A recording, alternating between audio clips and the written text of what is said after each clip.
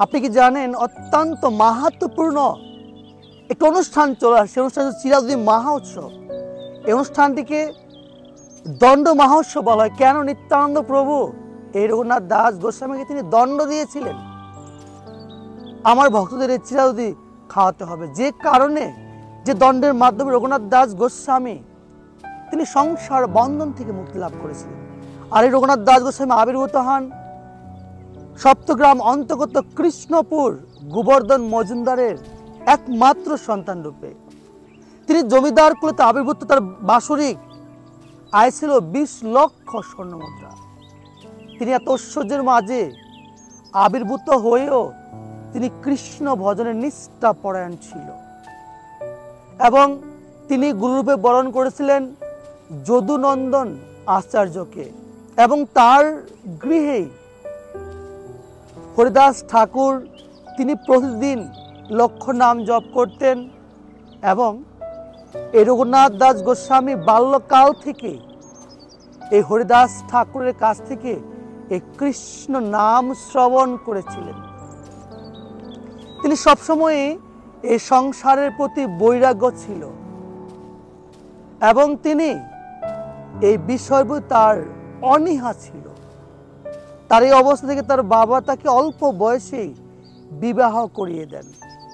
তিনি এরপরও তিনি এই সংসার তার কোনো ভাবে মোহ জন্মেনি।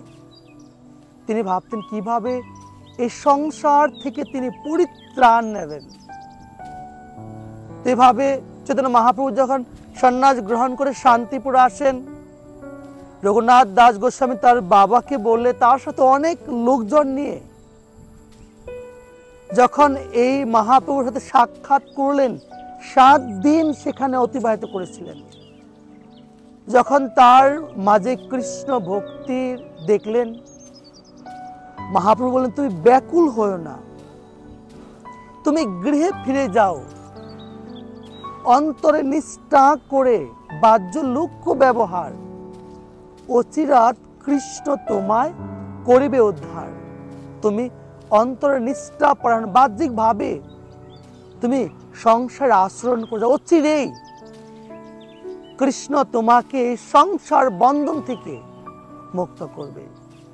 তাই কিছুদিন পর যখন নিত্যানন্দ প্রভু পানিহাটি গ্রামে আসেন, রঘুনাথ দাস গোস্বামী বুঝতে পারলেন নিত্যানন্দ প্রভুর কৃপা ব্যতীত মহাপ্রভুকে লাভ করা সম্ভব নয়। তাই তার বাবার আদেশে তার সাথে অনেক লোক দিলেন যেন রঘুনাথ দাস গোস্বামী পালিয়ে না যেতে পারে। যখন সে দেখলেন নিত্যানন্দ প্রভু এই রঘুনাথ দাস গোস্বামী আসছেন, নিত্যানন্দ প্রভু একটি বটবৃক্ষের বাধাইয়ের উপরে তিনি বসেছিলেন। আর দূর থেকে যখন বসছে বলছেন নিত্যানন্দ প্রভুকে, প্রভু আপনাকে প্রণাম করছেন, গোবর্ধন মজুমদারের সন্তান রঘুনাথ। বলছে আয় চোর দিলি দর্শন, আয় আয় আজ তোকে করিম দণ্ডন। এই কথা বলা মাত্রই নিত্যানন্দ প্রভুর চরণ রঘুনাথ দাস গোস্বামীর মস্তকে স্থাপন করলেন। আর কি বললেন? আমার সমস্ত ভক্তদেরকে তুমি চিরাদদি ভোজন করাবে। তাই এই পানিহাটি গ্রামের সকলকে জানিয়ে দিলেন আজ এই গোবর্ধন মজুমদারের সন্তান সমস্ত বৈষ্ণবদের চিরাদদি ভোজন করাবে। তাই এত পরিমাণে ভক্ত আসতে শুরু করলো আর বড় বড় মাটির ভারে দধি, চিরা, কলা ঠিক এভাবে বিভিন্ন উপাদেয় দ্রব্যাদি তৈরি করতে লাগলেন। তো এভাবে নিত্যানন্দ প্রভু মহাপ্রভুকে আহ্বান করলেন আর সমস্ত ভক্ত সম্মুখে বড় বড় ভারে চিরা, কোনটায় দধি, গুড়, কলা এভাবে যখন বিভিন্ন ভারগুলোর সম্মুখে রাখলেন, সকলেরই 2টি পাত্রে 2টি আলাদা করে রাখলেন এবং 2টি আসন আলাদা করে দিলেন।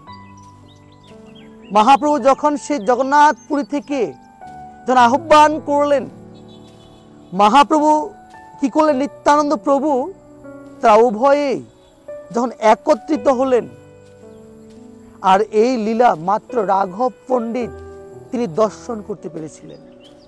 এবং নিত্যানন্দ প্রভু সমস্ত পাত্র থেকে এক মুষ্টি করে মহাপ্রভু খাওয়া দিলেন, আর মহাপ্রভু নিয়ে আবার নিত্যানন্দ প্রভুকে ভোজন করালেন। এইভাবে যখন সমস্ত পাত্র থেকে মহাপ্রভু এবং নিত্যানন্দ প্রভু ভোজন করলেন, এরপর দুটি আসনে নিত্যানন্দ প্রভু মহাপ্রভু উপবেশন করলেন। মহাপ্রভু নিত্যানন্দ প্রভু যখন ভোজন করতে শুনলেন, তখন সমস্ত ভক্তকে বলল, তোমরা এবার ভোজন করো। সকলে হরি বল, হরি বল, হরি বল জয়ধ্বনির মাধ্যমে তারা সকলেই আনন্দ উল্লাসে মেতে রয়েছে এবং সকলেই তারা এই দধি চিরা আস্বাদন করেছিলেন। এবং কেউ কেউ এত ভক্ত হয়েছিল, কেউ কেউ গঙ্গার জলে নেমে গিয়েছিলেন। তারা মনের আনন্দে সবাই যখন এই চিরা দধি ভোজন করলেন, আর দিকে যখন সন্ধ্যায় রাঘব পণ্ডিতের গৃহে নিত্যানন্দ প্রভু এবং মহাপ্রভু নিত্য কীর্তনে মেতে উঠলেন, আর সেখানে যে মহাপ্রভু আসছেন দিকে দেখতে পেলেন, রাঘব পণ্ডিত দেখতে পেলেন মহাপ্রভু এবং নিত্যানন্দ প্রভু নিত্য কীর্তন করছেন। যখন কীর্তনের শেষ যখন তাদেরকে ভোজন করালেন, সেই মহাপ্রভুর বক্তা অবশেষ যখন এই রঘুনাথ দাস গোস্বামীকে দিলেন, আর নিত্যানন্দ বললেন, রঘুনাথ, তোমাকে অচিরে মহাপ্রভু নিজ হস্তে তোমাকে এই সংসার বন্ধন থেকে উত্তীর্ণ করেছে। তুমি যাও, তুমি গৃহে ফিরে যাও, অতি শীঘ্রই তুমি আমার কাছে, তুমি অতি শীঘ্রই মহাপ্রভুকে লাভ করবে এবং মহাপ্রভু তোমাকে নিজ সেবায় যুক্ত রাখবে। তাই এই রঘুনাথ দাস গোস্বামী নিত্যানন্দ প্রভুর কৃপা প্রাপ্ত হয়ে, মহাপ্রভুর কৃপা প্রাপ্ত হয়ে তিনি সপ্তগ্রাম অন্তর্গত কৃষ্ণপুর গোবর্ধন মজুমদারের গৃহে চলে আসলেন। একদিন যখন যদুনন্দন আচার্য যে ভগবানের পূজা করে, তার একজন পূজারী ছিল, পূজারী রাগ করে মন্দির ছেড়ে চলে গিয়েছে। তাই খোঁজার জন্য দায়িত্ব দিলেন কাকে? রঘুনাথ দাস গোস্বামীকে। সেই সময়টা উপযুক্ত মনে করে পালনের সময় তখন গৃহ ত্যাগ করে চলে গেলেন। তাকে অনেক ভাবে চেষ্টা করে যখন এই সংসারে তাকে আটকাতে পারলেন না, গোবর্ধন মজুমদার চিন্তা করলেন, অপ্সরার সম সুন্দরী রমণী এবং কুবেরের সম ধন যেহেতু আমার সন্তানকে ধরে রাখতে পারেনি, আর এই লোহার শিকল তাকে ঘরে বেঁধে রাখা যাবে, সেটি সম্ভব নয়। তাই রঘুনাথ দাস গোস্বামী তিনি যখন জগন্নাথপুরী গেলেন, মহাপ্রভুকে প্রণাম করলেন। মহাপ্রভু সৌরভ দামোদরকে বললেন, সৌরভ দামোদর, তুমি এই রঘুনাথকে নিজের সন্তানের মতো স্নেহ করবে এবং বৃত্তের মতো তার কাছ থেকে সেবা গ্রহণ করবে।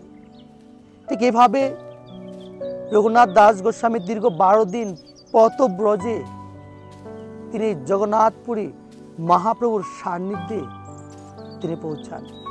তো এইভাবে এই পানিহাটি দণ্ড চিরাদি মহোৎসব যারা এই উৎসবটি পালন করবে, অ্যাকচুয়ালি এই লীলাগুলো ভগবান কেন করেছিলেন, এই লীলাগুলো করার পেছনে গুরুতম কারণ ছিল। গুরুতম কারণ হচ্ছে লীলাগুলোর মাধ্যমে কিভাবে এই সংসারবদ্ধ জীব তারা কৃষ্ণ ভজনা করতে পারে, এই কৃষ্ণ ভক্তি লাভ করতে পারে। তাই এই দণ্ড চিরাদি মহোৎসবটি রঘুনাথ দাস গোস্বামীর জন্য ছিল না, এই উৎসবটি আমাদের জন্য, আমার জন্য ছিল। তাই আমরা সবাই চেষ্টা করবো এই উৎসবটি নিষ্ঠার সহিত পালন করার জন্য। আপনারা যারা গৃহে রয়েছেন, যারা মঠ মন্দিরে আসার সুযোগ নেই, তারা গৃহে দধি, চিরা, গুড়, কলা দিয়ে কিনে সেগুলো ভালোভাবে তৈরি করে এবং গরম দুধ, চাম্পা কলা, গুড় দিয়ে বিভিন্নভাবে আইটেমগুলো তৈরি করে শ্রী ভগবানকে ভোগ দিন, আর তৎপ্রসাদ ভক্তের মধ্যে বিতরণ করুন এবং সেই প্রসাদ নিজে গ্রহণ করুন। ঠিক এইভাবেই এই রঘুনাথ দাস গোস্বামী যেভাবে কৃপা প্রিয়ে ধন্য হয়েছিলেন ভক্তদের সেবা করার মাধ্যমে, আমরাও ঠিক তেমনি আমরা ধন্য হতে পারি, মানব জন্মকে সার্থক করতে